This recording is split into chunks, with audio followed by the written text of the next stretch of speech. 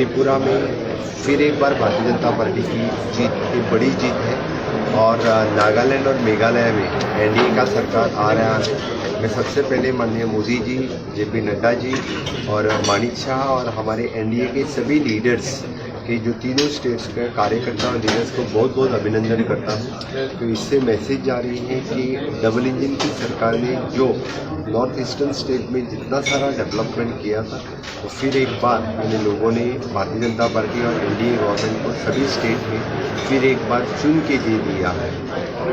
जो बहुत सारे लोग बहुत सारी बातें करते थे कि वहाँ फिर से एक बार भारतीय जनता पार्टी चुन के नहीं आएगी, लेकिन लोगों ने ये प्रूव कर दिया है कि developmental is only the agenda for election जीतने के लिए। यहाँ पे कास्ट बेसिस पे और रिलीजन बेसिस पे कोई कुछ नहीं कर सकता।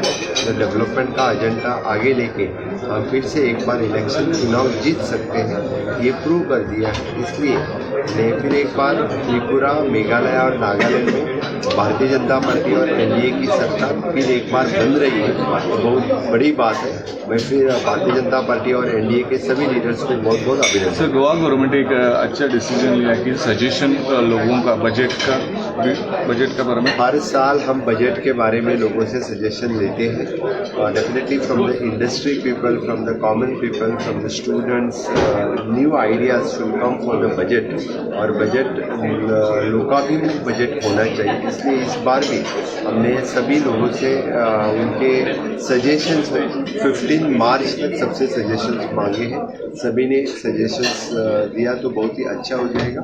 तो this time the budget will be some innovative budget. तो पब्लिक को भी आह्वान करते हैं। मैं पब्लिक को भी आह्वान करता हूँ, जिनको सजेशन देना है और जिस सेक्टर में देना है उस सेक्टर में वो सजेशन हमें दें।